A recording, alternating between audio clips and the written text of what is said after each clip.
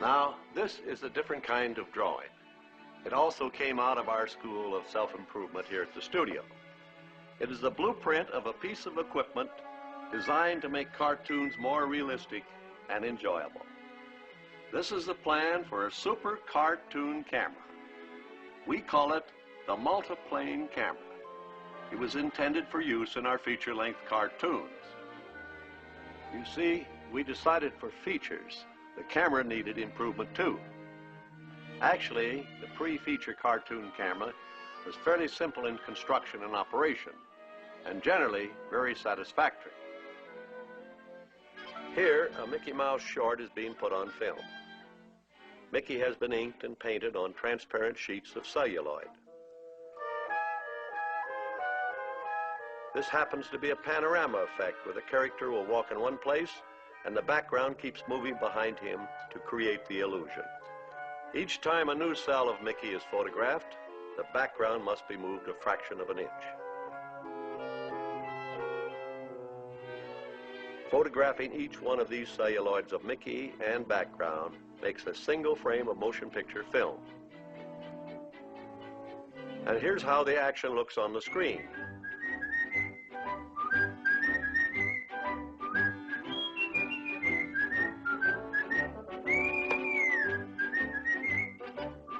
Now note that our character is capable of giving us a real feeling of 3 dimensions. He can move farther away and come closer.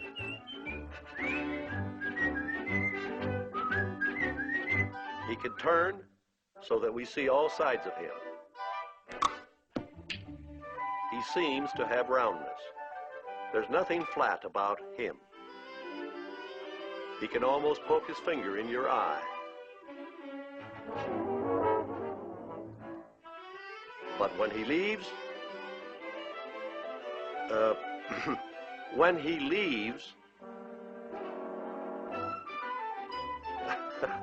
he leaves, whatever dimension he has given the scene leaves with him. Now, the unnatural flatness of the background becomes evident.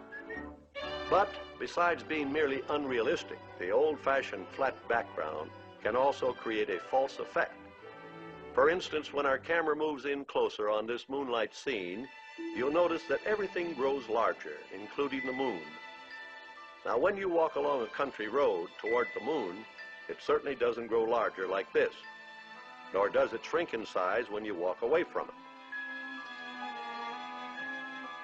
The problem was how to take a painting and make it behave like a real piece of scenery under the camera. The trouble was we were photographing a flat 2-dimensional background. So we set about making plans and blueprints for a new cartoon camera that would overcome this.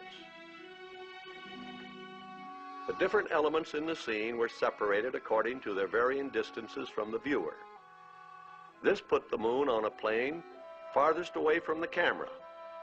With our original picture broken down in this manner, it is possible to control the relative speed with which each individual part of it moves to or away from the camera. But the moon remains absolutely still, and so it will always remain the same, neither growing nor shrinking in size. Of course, our cartoon camera does not shoot sideways, but is placed above and shoots downward toward the drawing. Since this new camera used many planes, we called it the multiplane camera.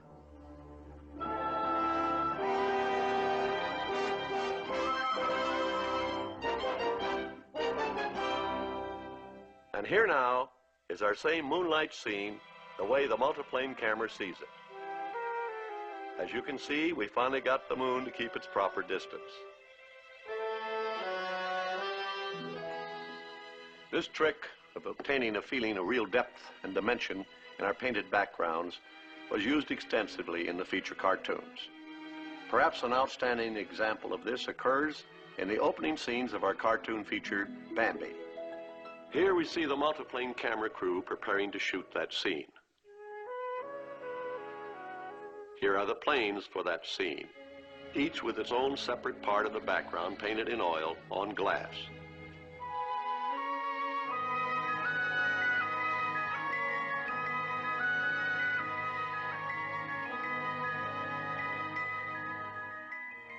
Each of these background planes is placed on one of the levels under the camera. Each plane is capable of moving in various directions. Here we see one being moved sideways. The camera operator, looking down from the viewpoint of the camera, sees all the levels combined as one picture. From his view, we can see how each level or plane can move independently of the others. Here, the operator of each level is bringing his particular part of the background into the right position to start the scene. But before the scene can be photographed, the camera operator must okay the setup. Everything's okay except the bottom level. What's wrong down there, Alan? I was moving it the wrong way, Dick.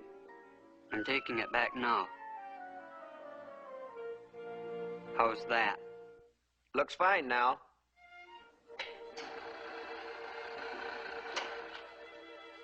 Okay, we've got that frame. Let's get set for the second exposure.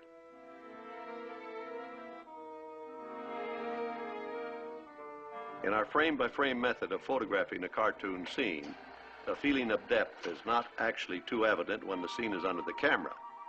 You might be thinking that it looks as flat as the old-fashioned type of cartoon background. In fact, it does while it holds still. The trick of the multiplane camera is movement.